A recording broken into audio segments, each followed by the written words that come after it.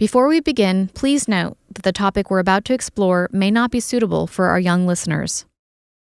I was in high school and I started dating this girl, and when it ended after 13 months, I was shattered. It was just so bad, like I would sneak out at night and get in my truck and go for long drives just to be alone. It was that kind of heartbreak. Like I was just driving the roads, listening to Brooks and Dunn, and one night I just staggered into Walmart in the middle of the night, and I walk in and I see this shirt. It said single, ... wanna mingle? And if you missed it, that's my name, Mingle. And I knew this was a sign from God. I need to get back on the scene. I need to rebound, starting with buying this shirt for $9.99. So I did, and I wore it like 3 days a week at least. When I was 16, my high school theater director announced that he was planning with another school a week-long theater immersion trip in New York City. And for the theater-loving nerd that I was, that was like my dream come true. So when my mom announced they had signed up for a payment plan and registered me to go, I was beyond excited. It was jazz hands and superstars for months. And we spent the next few weeks scouring all the thrift stores in Austin, Texas, until we had amassed a collection of pieces so beautiful. Y'all, I still think about it today. All that to say, I went to New York City looking and feeling fly as hell. So on day 2, when the handsome boy from the other school took notice of me and asked if I would trade seats with his friend at the show that night so we could sit together, I wasn't even surprised. I was in the midst of my own personal fairy tale, so of course I'm gonna meet a prince and fall in love in New York City, like duh. And on the last day, we got a 3-hour pass in New York City, and he took that opportunity to ask me on a date. So of course I kissed him, and the next day I left New York City feeling like the luckiest girl in the world. I couldn't wait to plan our next date when we got home. This is where I turn into a real tool bag, and that's just putting it real nicely. But on the first night, the first party, I meet this girl. Her name was Sabra. Maybe that was my indicator. We hit it off. Long story short, the night ended with me walking her out to her car. I took her keys. She was like, I'm gonna be late getting home. And I was like trying to be like cool and like maybe get her to stay a little longer so we could kiss. And so I took her keys and I threw them in a field. That's not the bad part. She actually liked that part. She walked out in the field, and that's where we first made out. And the next night, I'm bored. I want to go to another party. So I drove 9 miles away to a different party this time. Sure enough, same exact thing happened, man. I meet this cute girl, and we start talking, and I walk her to the car, and I threw her keys. No, I didn't throw her keys the second time. We just started making out. It was great. And I was like, I am back in the game. I can retire the shirt after just 2 weeks of wearing it. And I walk into class on Monday morning, and you know when you walk into a room and it's like everybody knows something that you don't? It was the girls who were giving me that real dirty look, and they said, you know, you're a tool bag. And I'm like, what are you talking about? You don't know me? And they're like, dude, you made out with Sabra and Heather? I was like, how do you know both of them? They said, because they're in the same class. And not only that, they're best friends. And when he came to pick me up, he seemed genuinely confused to be arriving to a duplex in a not so lovely part of Austin. And the rest of that date was spent in a series of awkward silences because the girl he had met in New York City was not the girl he was sitting next to now. And before he took me home, he decided to drive me to his house, tucked in a gated community. And he hadn't brought me there to take me inside to meet his family. No, he just needed me to see it. I guess it was the best way he could communicate why he would never be calling me again. And it's hard to explain how this experience affected me.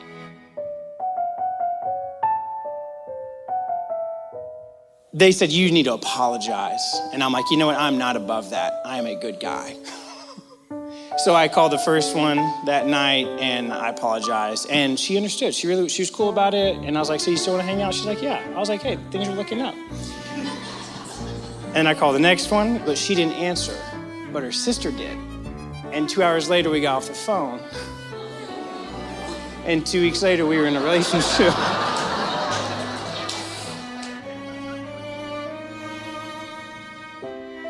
And I wouldn't see him again for a few years, not until my first week of college at the University of North Texas, where I spotted him across the student union. There was my prince, who I had imagined had gone off to some Ivy League school or was off in New York City becoming a famous actor. But no, he had gone no further than I had. And I did have a realization. Somewhere along the way, I had decided that this guy was better than me. And I also realized I was never gonna make that mistake with anybody else ever again. And we locked eyes, he smiled, and I scowled, and I walked away. And I thought, that's a pretty perfect ending for us. But I was wrong, because a semester later, I would walk outside my dorm just in time to see him being arrested and his car being drug searched. And man, it felt good to know that karma had not forsaken me, y'all. She had come for his ass. And in her infinite beauty had allowed me to bear witness to it, and that is why I still believe in fairy tales.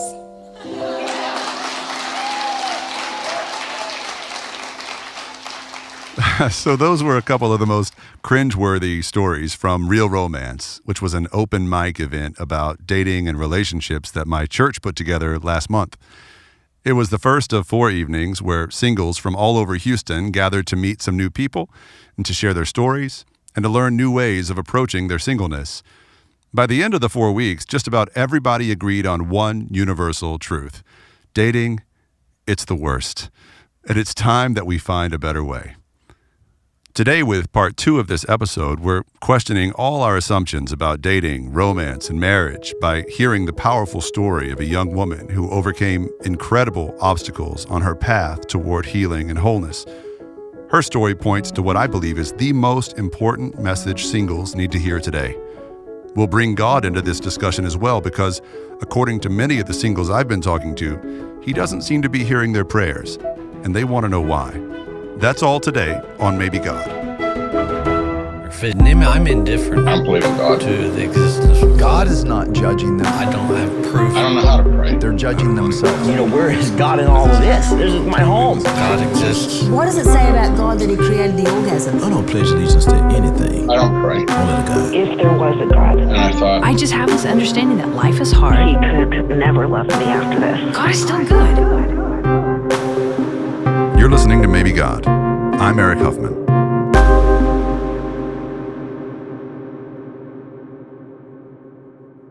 Why do some people get married while others don't? Why do the prayers of so many single people seem to go unanswered? Doesn't God care about our dreams of marriage and children? I'm faced with questions like these all the time, and it's heartbreaking. From birth, most of us are raised to think about marriage and family as the holy grails of our lives. Most little girls grow up playing with dolls and playing house. Many little boys grow up being taught that we have to be strong and protective providers for the families we'll certainly have one day. But where do these domestic dreams of the nuclear family come from? Many Christians assume they come from God. Our church has taught us that the ideal Christian life is one man, one woman, 2 or 3 kids, and a mortgage, right? Or was that just the American dream? In part 1 of this episode, I insisted that our adoration of the nuclear family is far from biblical. God doesn't idolize marriage the same way our culture does. In fact, the New Testament says if you can live a life of integrity without getting married, then you should. Now, that doesn't mean we have to stop searching for love and marriage.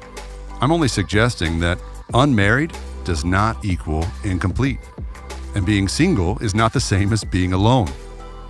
Trust me, you can be married and all alone, and you can be single and surrounded by love.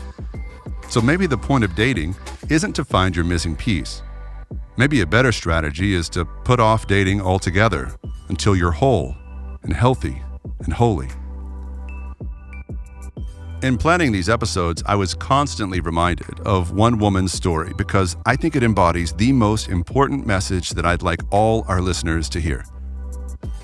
When she was in her early 20s, Meredith was working on herself and she was healing from her traumatic past. And that's when she found the love of her life. And believe me, it's not what it sounds like. So it was actually a little funny to me that I was asked to speak on dating because I've been single for about 5 years. Okay. And I can probably count on one hand the number of dates I've been on in that time. So I thought I have nothing relevant to talk about. I'm actually really surprised to hear that because you're gainfully employed.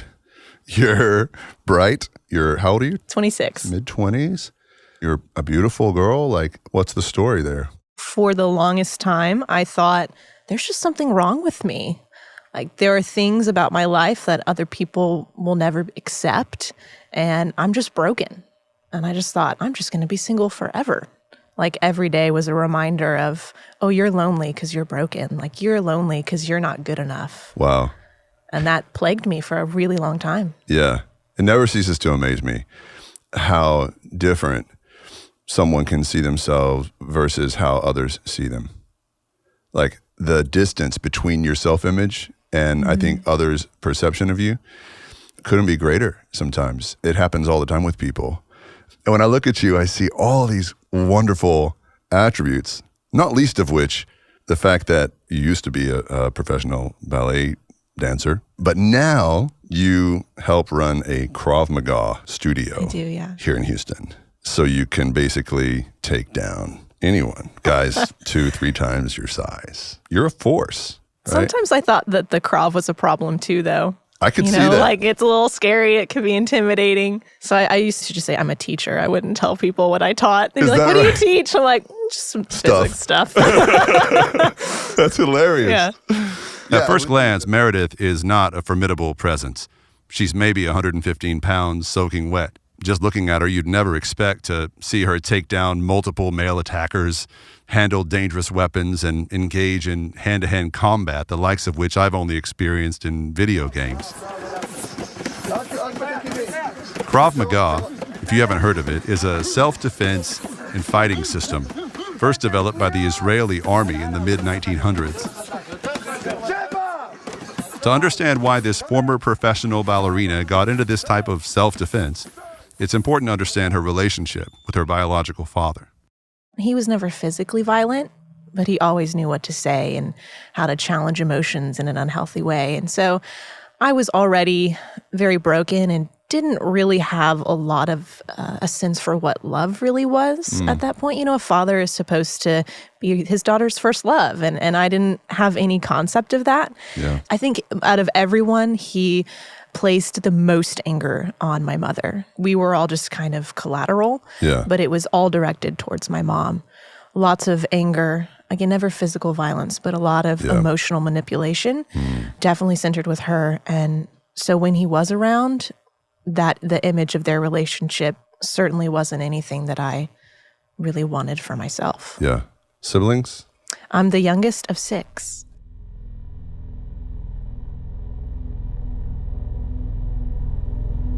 Meredith was 12 years old when her father's anger did turn physical. I really started to get a different sense of the kind of anger he had and was just really fearful that something terrible was going to happen, and I didn't know what it was. And eventually, he came home from work one night. My mom wasn't home yet. It was just me, my sister, and my brother. And he came home from work just in this fit of rage and screaming and saying all of these awful things about my mother and all of the violent things that he was going to do to her. And my sister and I were really afraid. We called the police, and they came to the house. They waited with us until my mom got home. And they said, you shouldn't stay here tonight. You should let him cool off, go find somewhere to stay. So we went around the corner and we stayed at my grandmother's. And the next morning, we got up to go back to the house so my mom could get ready for work. And I just remember walking into the house, and there was just like this cloud, this like suffocating cloud of darkness. And like I knew something was going to happen. And I positioned myself right by the phone because I thought I'm going to have to call 911.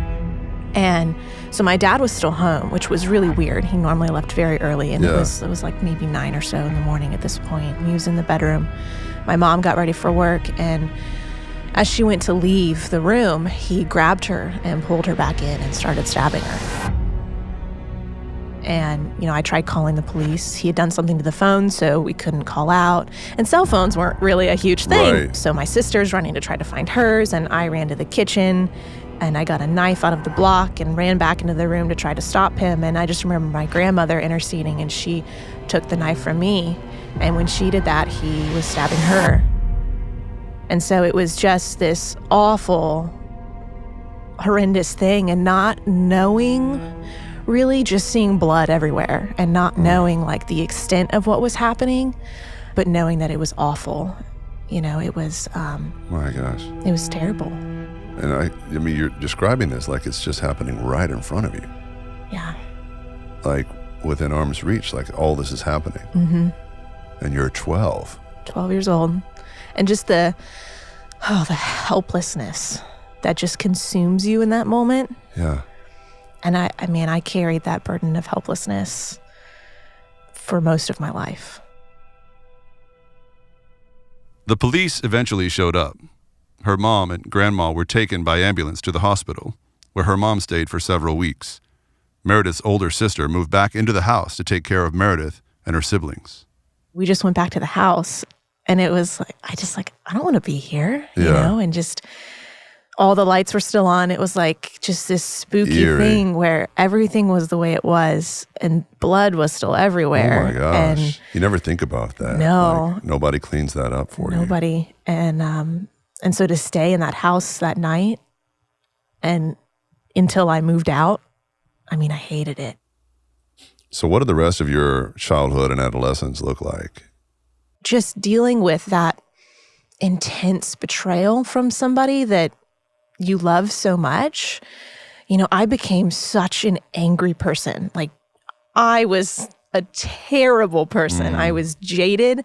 In the aftermath of that. Yeah. And, I wanted love, but I also didn't trust anyone to give it to me. And I thought that everyone had some kind of ulterior motive in being in my life, and that pain was just going to be all I ever experienced. Yeah. We were actually really heavily involved in church. We were every Sunday morning, every Sunday night, every Wednesday. Yeah. My parents taught Sunday school. Wow. I think my dad was a deacon. And so there was this whole other level of betrayal because all of these people that were Christians, quote unquote, just abandoned my family. Really? And I had friends that I literally never heard from again. Like, they just stopped speaking to me. My gosh. And people that knew about the struggles my parents had, they knew about the fear that my mom had. They left her. They ended up testifying as character witnesses for him later when we went to trial. For him. Wow. And it was like, man, I can't trust anyone. And so there was this fracturing of relationships with people, not just like with my family, with my dad, but with people that I thought would support us. And then that just dominoed into relationships with my siblings and, questioning, can I really trust them? What else is going to happen? Meredith was homeschooled, and she graduated at 16. And soon after, she started dancing. And so for me, that was a really good outlet and a way to get out of the house and kind of escape all of the stifling and the fear that I felt whenever I was at home. Yeah. And I just started pursuing that with everything that I possibly could. And so eventually I moved out. It was in my late teens when I moved out. I was 17, I think. And from that point on, I was just very much on my own. Like, my whole worldview became, I'm going to do everything that I can alone, like self-sovereignty all the way. Wow, I don't want anybody else in my life. And so I pursued that very hard. So you clearly had that fear of abandonment. And the best way to not be abandoned is to not be known. Right. Absolutely. Just stay on your own. Yeah. Right? Which we laugh about it, but that's, we call that hell. Right. It was. Yeah. Isolation and utter loneliness is the closest thing to hell we might know in this life. But sometimes we would rather risk that than risk loving and losing or getting hurt again. And man, in your situation, it's totally understandable.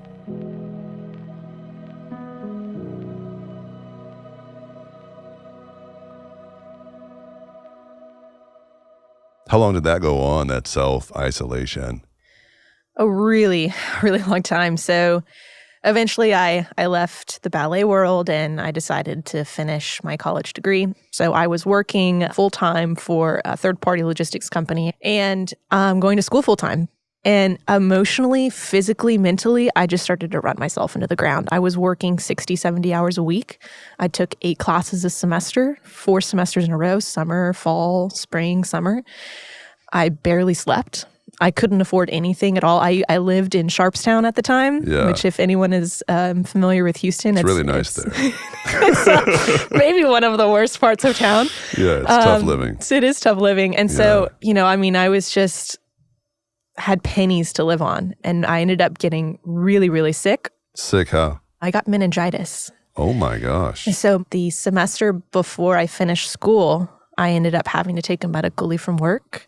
And I was in the hospital for a while. And then I was on bed rest for about a month, which terrified me even more because I thought, well, now I have to pay for school and medical bills. I mean, I had health insurance, but it was just this weight of everything that I was going to have to carry by myself. And when you're all alone, there's nothing worse than laying there. Yeah. And having nothing to do. It was terrible. Yeah. And I kept taking classes. I was doing them online. And I just kept plugging along. And eventually I finished school. I started to get better. And when I finished college, I decided that I wanted to learn self-defense. And I had heard about it as a teenager. I saw it on a television program. I saw Krav Maga on Discovery Channel or something. Right. And I remember seeing this super intense Israeli woman like throwing dirt in people's eyes and just was so inspiring. That sounds weird. She was throwing dirt in her eyes and it was inspiring. She was empowered, man. She was empowered. Yeah. And seeing the things that they were addressing, that it was real. Like they were addressing things that really happen in the world. And that resonated with me because I thought, I've seen those things happen. Right. And I want to know what to do with it. I don't want that helpless feeling anymore. Stop! Never go down! Never go down! And I drove by the Krav Maga school on 59 and Kirby every single day. And so I thought, okay, I'm just going to go do it. This is time. I'm done with school. I have a little bit more financial freedom. I certainly have time. It's not like I have anybody in my life to worry about, so I'm just going to go. Right. And that changed everything.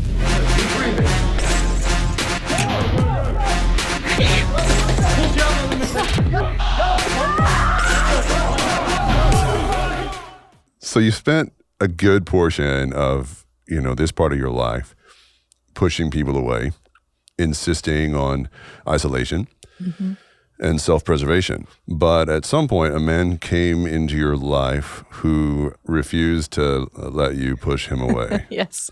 What made him different? I think the fact that he didn't take no for an answer. He was consistent. It didn't matter what I did to push him away. He showed up anyway. Yeah. And for our listeners who are concerned that we're talking about Jesus right now, some people are like, he's pulling a preacher trick on us. It's Jesus. No, this was it's a real person. Real live man that you met who was different. What's his name? His name is CJ Kirk. CJ. I met him through Krav. Okay. I trained for about a year and I was invited into an advanced training program. And so he was teaching this. So it was a huge deal for me to be asked into this program because he's the owner of the school. Yeah. He's a 3rd degree black belt in Krav Maga.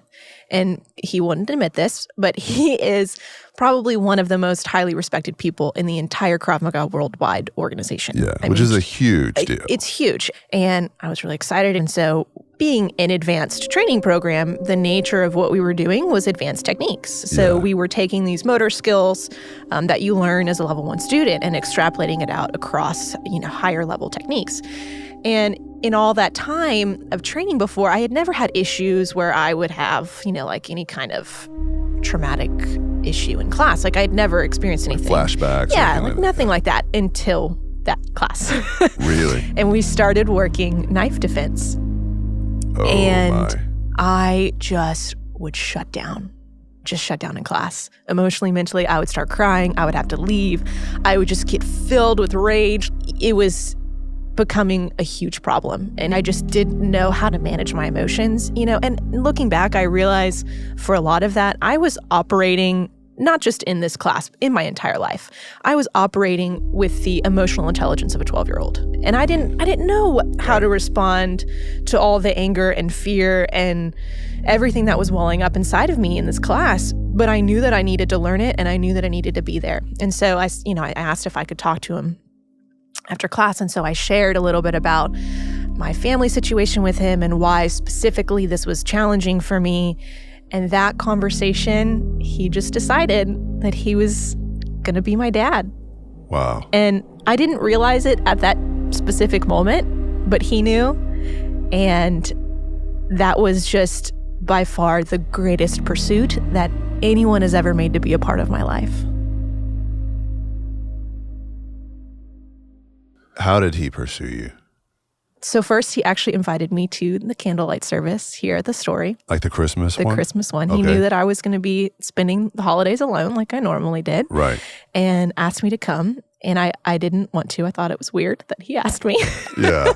And so he ended up inviting the whole class. He kind of tricked me into coming. Like I very much felt obligated because he started announcing it to the class and he was like, oh guys, everyone's invited and don't worry, Meredith is also coming. And I was like, what? Like I didn't ever agree to that. What are you talking about? But then I was like, well, no, I have to show up because people class are expecting me to be there. And if I don't, it's going to be weird, and so. Right. And then I ended up going to dinner with their family, the Christmas dinner, it was.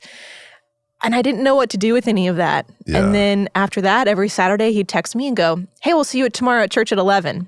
I think I remember those days. Yeah. Because, so I knew CJ before I knew you, and he is an extraordinary specimen. I don't know how else to say that. You see him, and you kind of think, that is just a large human. Then you hug him, and he's like a rock. Yeah. Like solid rock. Like if the guy from Game of Thrones, the mountain guy, if he died or lost his contract, like CJ could play mountain on Game of Thrones. He is a beast. And he was coming to the Story, and I remember him kind of dragging you here. Yeah, that's probably the best way to describe it. You did not have a look on your face that told me, I'm glad to be here today. It was like you were being forced to be here. It was like these almost. like arms crossed, like teenage angst, Yeah. I didn't really know what to do with you at that time. I was afraid of you. Not for the reasons that I'm afraid of you now. Like you can totally manhandle me, and I know that. But then I was afraid of you just because of that look on your face. I was like, I have no idea what to say to this person. But now it makes sense. Your prior experience in church did not end well. Mm-hmm. And so that I can't help but think you projected. Oh, absolutely. So you were thinking, these people are just like those people, and right, they're all the same, and he's not going to be any different. Why does it matter that he's a Christian, right? Right. Absolutely. When were the breakthrough moments for you at the Story where you were like, I'm not just coming because I have to or because CJ's coercing me. I'm coming because I want to be here. So part of it was through coercion, if I'm honest.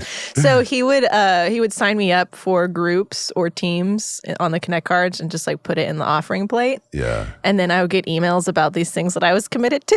Oh, he would do it without your knowledge? Well, sometimes he would tell me. But then I'd be like, hey, I got something about joining the small group. The relationship we have now really started to form in the sense that I wasn't so resistant and I was accepting and I wanted to be a part of his life too, was during the Father's sermon series that you were doing. Yeah. And I was asked to talk about my dad and what had happened in my life previously. I spent several nights crying myself to sleep, asking why God had forgotten about me, and why I couldn't have just had a good father. I don't think I had ever really shared with CJ what he meant to me and how much his presence and pursuit of me in my life had really changed. I'd never said it out loud to him, and I was afraid to because of what that meant for me and that vulnerability of opening myself up to all that pain again.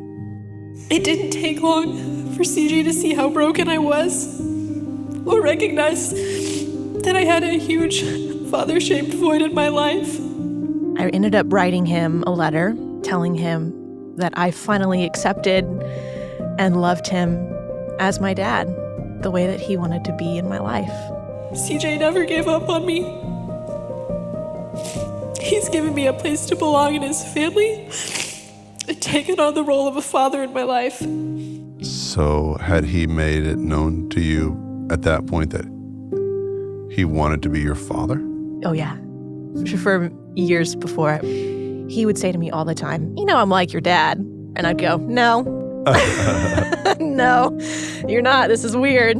I'm a 20-year-old woman. Like, it's too late for that. This is weird. Right.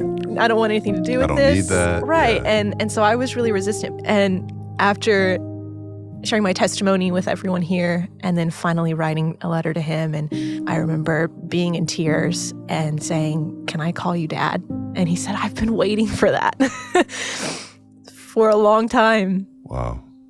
God never forgot about me. He's given me someone to truly call Dad. And for that, I am grateful. And it was just this really beautiful moment, and things just continued to blossom. And about a month later, he called me on the phone and he says, I kind of a weird question to ask. And I said, oh, okay, that's normal. We don't really have a normal relationship, so go for it. He goes, well, I've been thinking, and I would really like it if you changed your name and officially became my daughter. He's like, and if you don't want to do it, it's fine. You're still as much of my daughter as you would be if you didn't, but I love you and I want you to be Meredith Kirk. And I just lost it on the phone. He makes me cry all the time, by the way. I'm about to lose it right now. He does all the time. Oh my gosh. And I said, I've been wanting to ask you the same question. And so we started that process and went through the courts to change my name. Wow. To officially be his daughter. And it was, the most vivid comparison that I could ever make to the love of Christ. Yeah. In every possible way, right? I was just this lonely, broken person, and he saw me, and he loved me anyway. And he kept showing up. He met me at my level every time. When I wasn't ready to trust him, he was patient. I was not always nice to him. I still had a lot of misdirected anger. Yep. And because he was trying to be a father in my life, he got a lot of it because I had a lot of anger towards my real father. Yeah. And he loved me anyway. And he would keep showing up. And he would just say, I love you. And you're still my daughter. I love you. You're still my daughter. I love you. I'm proud of you. You're my daughter. And that's what God does. That's what Jesus does. It does sound like Jesus. It's the same thing, and it's so beautiful. And then he took me and he adopted me into his family and called me his own when I didn't deserve it. And, I think God knew that I needed that picture of human love in my life to really understand his love. So it absolutely sounds like Jesus. And there's one story that comes to mind. It's the only time Jesus ever called someone daughter in his whole life. And this woman had been sick for 12 years. And she had to be quarantined, or a better word for it is just ostracized. She couldn't be around anyone else. And so for 12 years, no one had touched her. And she was broke and utterly alone. And Jesus came through town, and she found a way to sneak up to him in spite of the crowds that were pressing in around him. And she reached out and touched him, and he felt it. And, a woman was not allowed to touch a man, especially that woman, because according to the way things worked then, she had put him at risk of being sick like her, or being ritually, religiously impure. And you didn't do that to a famous teacher like Jesus. And so he could have had her punished heavily, like stoned to death. And knowing that she had touched him, the story says that he turned and knelt down to her level and listened. And the story says that she told him her whole truth, which I love that line. He sat and listened while she told him her whole truth. And then when she was done, he said, "Daughter, your faith has healed you." So he called her daughter, and he proclaimed her healing 12 years after getting sick. I'm trying to put the numbers together here, but this talk you gave at the story was about 2 years ago. It would have been 12 years. 12 years from the time you saw your father try to kill your mom and grandma. 12 years of isolation. 12 years of loneliness, anger, spending everything you have to try and make your own way, nothing working. And then at your most broken place, a man comes in and says, "Daughter, you're healed."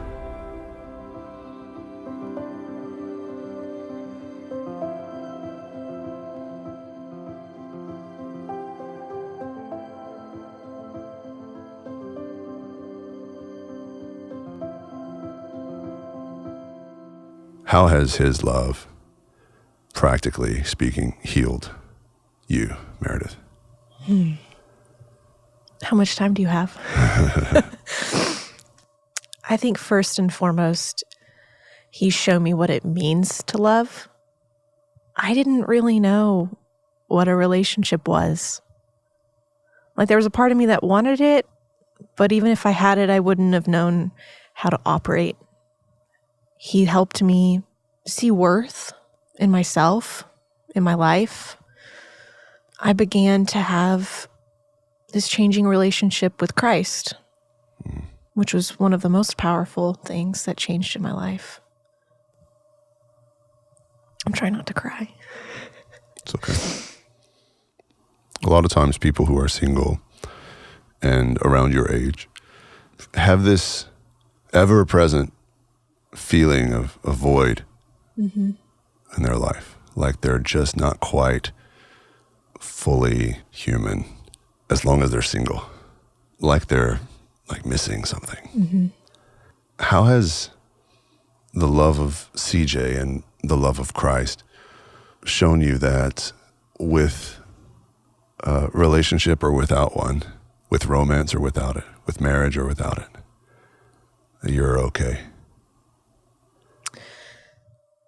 So the biggest thing that's been challenging me this last year is just that. Is that I am a complete person.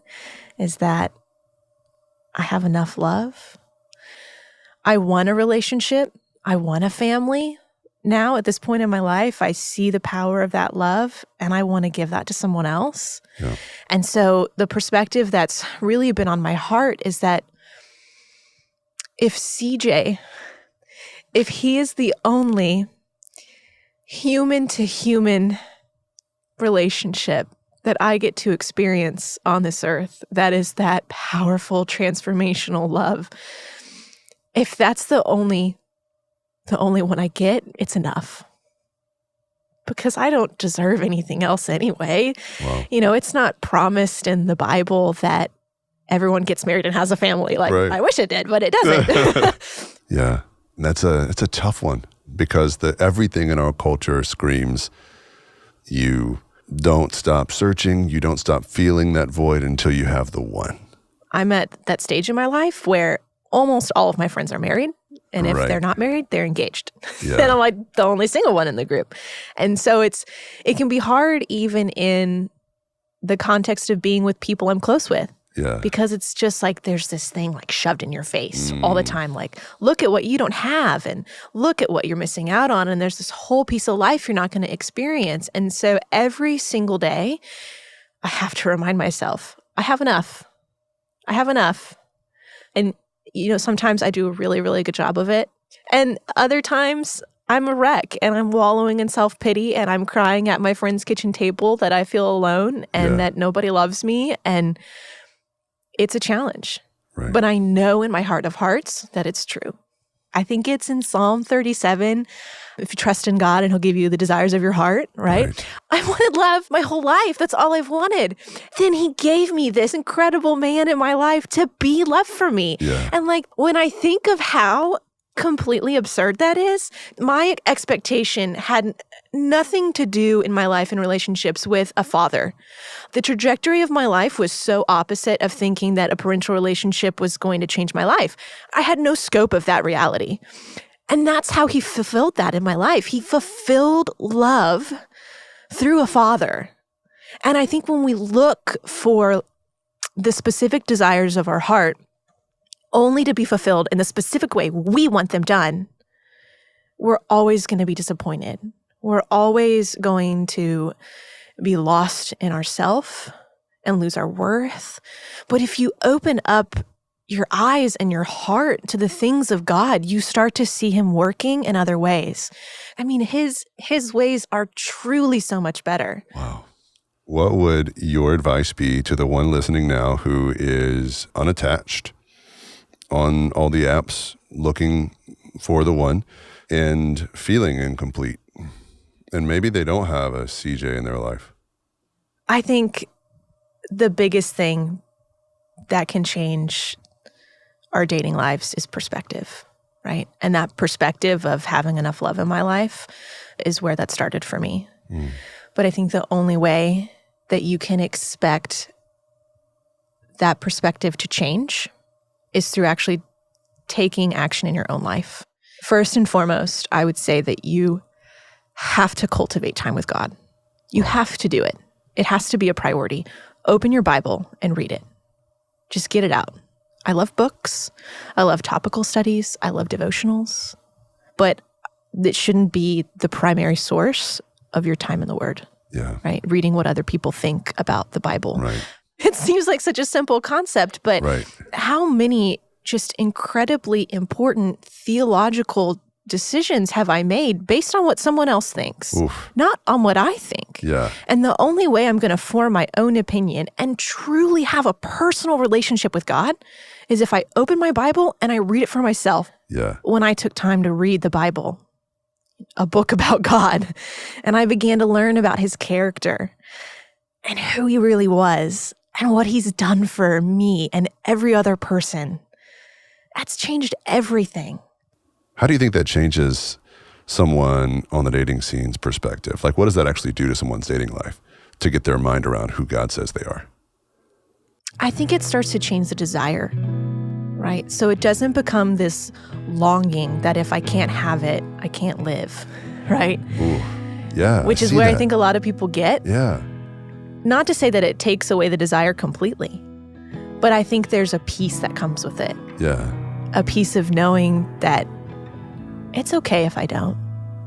If it happens, it's great. Yeah. Icing on the cake. God has so many other promises in that book. Preach. And being in a relationship with another man or another woman, that's not what everything in his word is predicated on. And that's not what I should predicate my life on either. There's a problem in our culture of idolizing sexual relationships and romantic relationships and marriage. And the church is the worst about that. Like, how often do we idolize marriage? It's a problem. Yeah. And the second thing I would say is to make yourself available. And I don't mean to make yourself available to date. Yeah. What do you mean? I mean make yourself available to serve.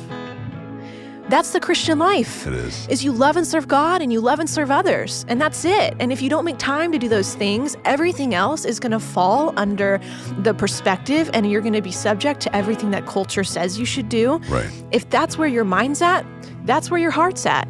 And if my mind's not in the Word of God, if my mind's not in prayer, if my mind's not in taking care of other people and serving them, I'm missing it. That's where the gospel is. That's where Jesus is getting outside of our own heads and hearts and thinking about other people, serving other people without self-interest.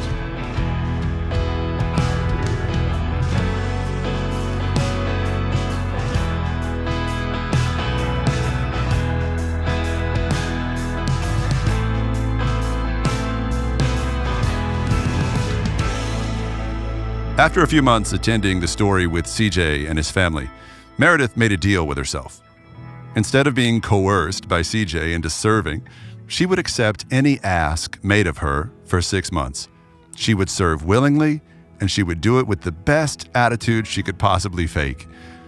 During that trial period, her eyes started to open to how much she needed real community, and she began to let other people into her life. She began serving more and more, and greeting people on Sundays, eventually even leading a Bible study. And today, I beam with pride when I tell people that Meredith has decided to pursue seminary and to spend her life serving as a pastor. Meredith didn't think she needed a father, and she didn't think she needed the love and the support of a community, especially not a Christian community. But God's plans can be so much better than our own.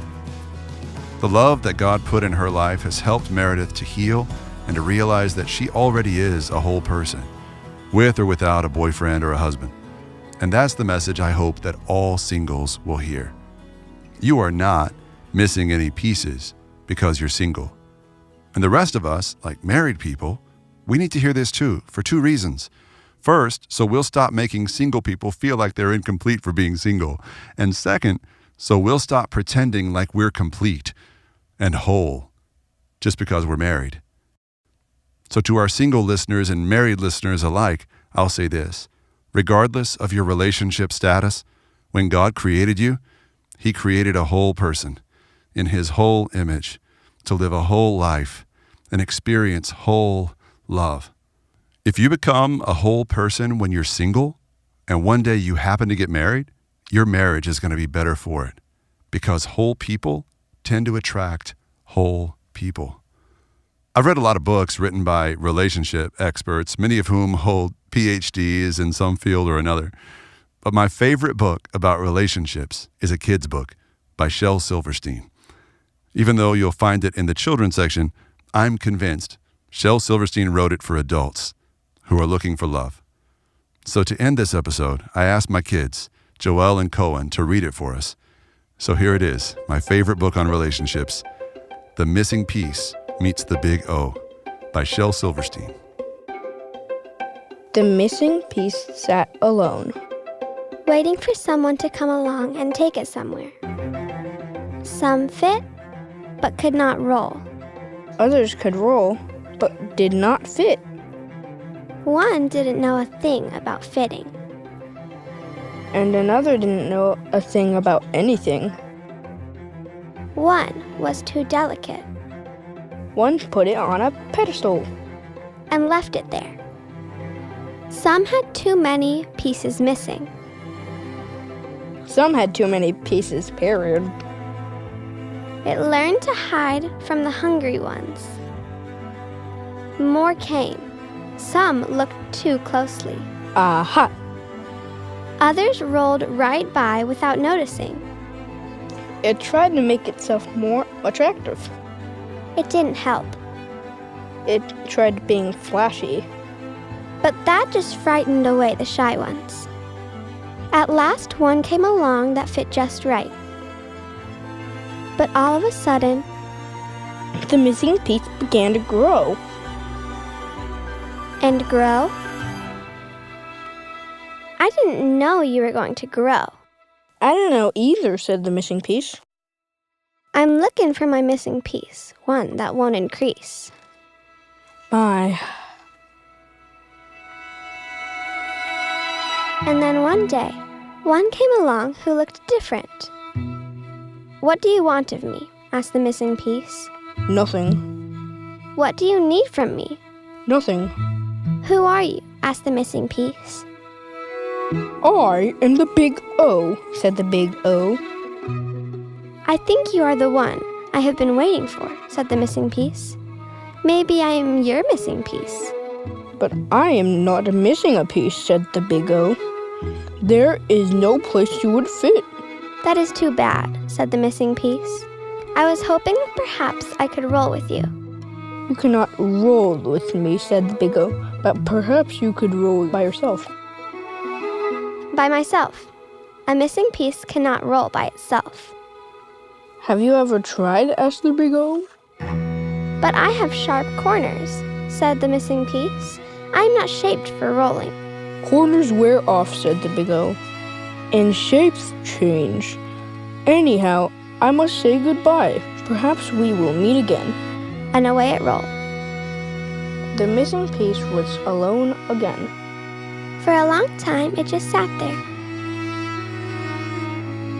Then slowly, it lifted itself up on one end and flopped over. Then lift, pull, flop. It began to move forward, and soon its edges began to wear off.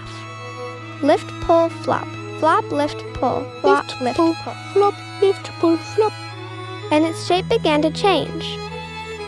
And then it was bumping instead of flopping. And then it was bouncing instead of bumping. And then it was rolling instead of bouncing. And it didn't know where, and it didn't care. It was rolling.